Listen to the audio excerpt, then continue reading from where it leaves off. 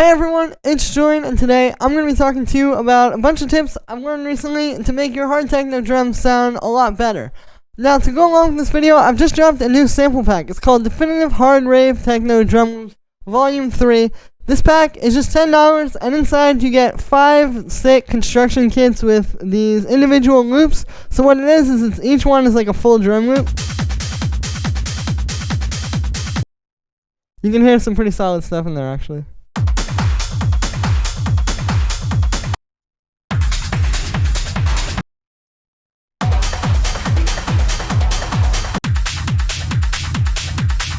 And then you get the individual loops inside of each of those.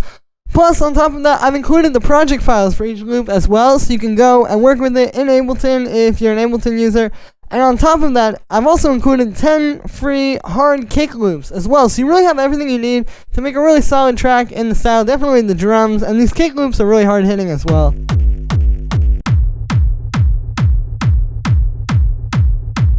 So yeah, the link to this pack is at the top of the description. It's just $10 for all of this, but it really helps support me. If you guys enjoy these videos, like I say a lot, I don't make a whole lot just off of YouTube and ads and such.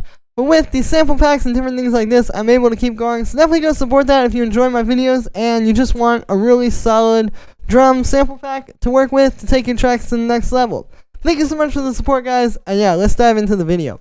So this is the project file from Loop 3.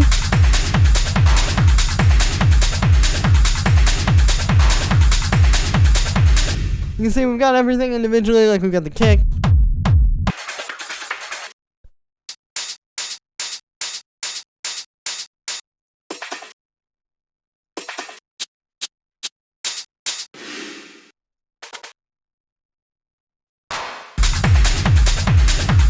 And the first tip that I'm going to give you guys to make your drums sound a lot better is distort sparingly. Now what I mean by this is, of course, when you go to make hard techno and you're kind of listening to these tracks and trying to figure out what's going on, you might kind of be tempted to use a lot of distortion on your drums, like on your percussion and hi-hats and especially the kick too.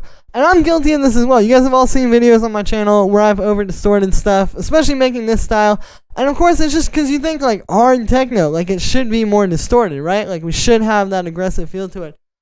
But that's not actually what you want. And the reason why is because simply distortion, as much as it can add harmonic content to sounds, it's a lot better on drums kind of like blended in there. Because as much as it can add to your drums, it can also take away that much and more sometimes. It can really mess things up. It can make things muddy. It can just kind of like really screw up what could be a great mix if you weren't using so much distortion, and just kind of take it to another level where it's not really savable. So I think it's better to use distortion very, very sparingly, and when you do use it, try to blend it. And you can see that here a little bit. Like you can see, okay, so for example, on the kick, we have a bit of drum bus, which I would actually usually try to avoid these days because, again, like I was saying, like using too much drum bus can kind of mess things up.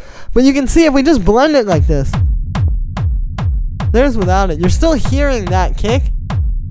Like it's still that, but now we just have this extra fatter layer on top.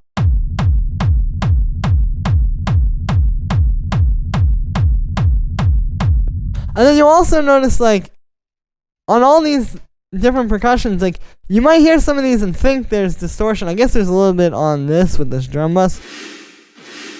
But that's more like sound design, don't worry about that. I'm talking about like using distortion for the sake of trying to make it sound fatter. Like even here, like we have a bit of distortion on this 909 clap. But again, it's more for sound design. That's what you want. Use distortion when you want to when you're trying to make a certain sound. Like you say, okay, I want a distorted 909 clap. Well, yeah, you're going to use distortion for that.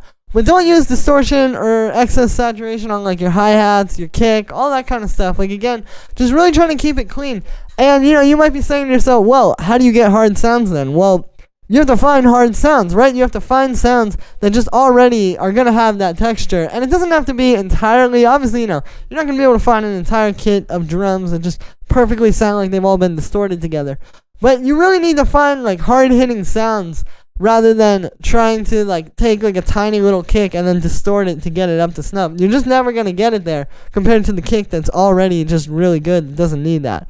So that's the first thing. Yeah, just distorting sparingly. Again, like, try to avoid over distorting stuff. Try to avoid distorting stuff as much as possible. Like, even though you might think you need it, you really don't. And hard techno is a lot more about, like, making things hit hard with volume than it is about making them hit hard with distortion.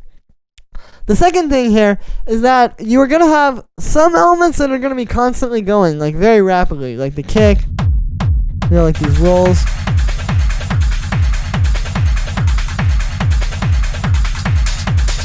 The hi-hat. And that stuff is good, but you notice that if we just play that stuff, it's a bit kind of simple, right? So that's where this other stuff comes in, which is going to be playing a lot more kind of spaced out. Like this roll, the second roll, this little kick thing that I have, the 909 clap.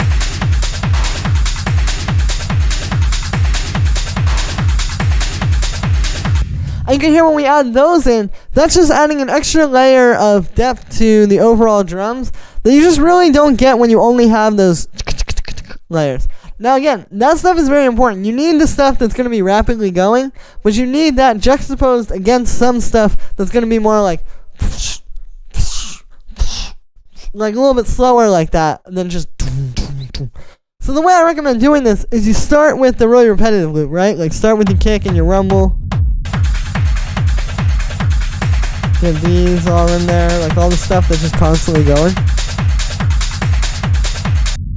And then this is the stage where you can say, okay, now we're going to add in, like I said, like that, like this extra roll here, the kick, that kind of stuff. Go and add that stuff after, but start with the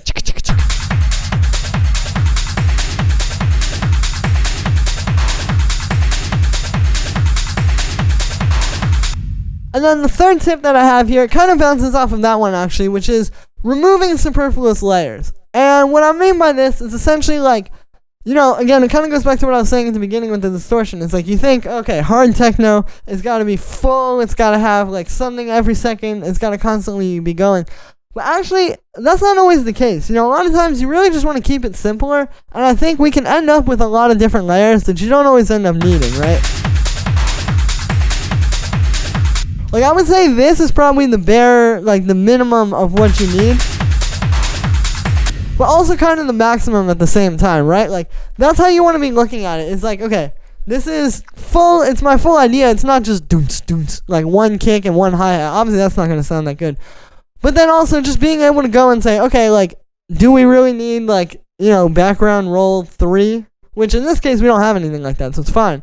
But, you know, just really having that, like, kind of, like, I don't want to say questioning yourself, but being ready to get rid of things and being willing to say, like, okay, like, these layers aren't that important. Because this kind of spills over into tip 4, which is essentially just keep it simple. You know, it's better to have 3 really big sounds than 30 tiny sounds. And this, again, just kind of goes back to everything. It's like, you know, because if you have, like, a really good kick, a really good, like, percussion, like, roll loop, and then maybe, like, a really good hi-hat, like, that could speak more than any, like, you know, crazy, like, chopped up percussion loop that you could ever think to make. So, like, really just going there and just starting with solid elements and trying to really let those shine and get those as loud and as full as they can be, rather than, like, starting, like, let's say you start with, like, your kick and your hi-hat and then, like, a roll or something like that, then going and adding, like, you know, extra percussion and then adding another roll on top, and then going, like, it's just always going to be better to have less elements sounding bigger than more elements sounding smaller. Like, I think a lot of times people think that, like, having lots of elements is what can make them unique or what can make their track special. But at the end of the day, like, it's really just about having a few really good things and letting those shine, rather than, again, having, like, 30 elements that you can't even tell most of what's going on. So you just have to be able to have that kind of inner dialogue with yourself while you're producing to say, like, okay, like, I don't need this, I don't need this, I can delete that.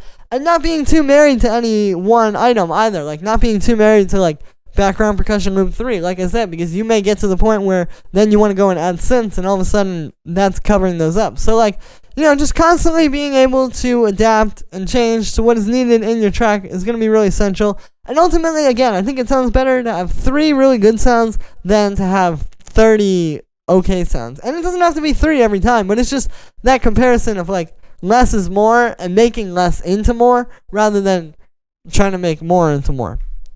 So yeah, that is pretty much it for this one, guys. Like I said, I just wanted to give you a bunch of tips that I've learned to make these drums, because I think it's not always just about knowing how to make the rumble or how to make the kick. A lot of it is very much like in your head and kind of the approach to it and just understanding that. And I think that you can get a lot farther with understanding the kind of stuff like I've talked about in this video than you can with like just knowing every single sample pack or, you know, whatever kind of superfluous knowledge like that. So I think this kind of stuff is really useful. Let me know in the comments. Like I said in the beginning, you can get definitive hard rave techno drum loops volume 3 right at the top of the description. It's just $10, but you get these 5 awesome construction kits for the drum loops, which you could totally rearrange these and like, you know, make your own drum loops out of these. Like, you could do a lot of different things with what's here. Plus, on top of that, you get the project files for each of the individual loops for Ableton so that you can really go and work with them and make your own tracks out of them. Plus, on top of that, just because I was feeling nice, I gave you guys some bonus hard-hitting kick loops that are just going to really smack through your tracks and allow you to make some really hard-hitting kicks. This is definitely one of the best sample packs for this style of music that I've heard on the market currently. You know, I don't really think there's a lot of other stuff like this that really allows you to go and tear it apart and learn what's happening in the style of music that a lot of people aren't really covering in the music industry. So yeah, link is at the top of the description. Thank you so much for the support, guys. Every sale really helps keep me going as well, so I can keep bringing you guys new tips that aren't out there on YouTube. And yeah, thanks everyone, and I will see you tomorrow with another video.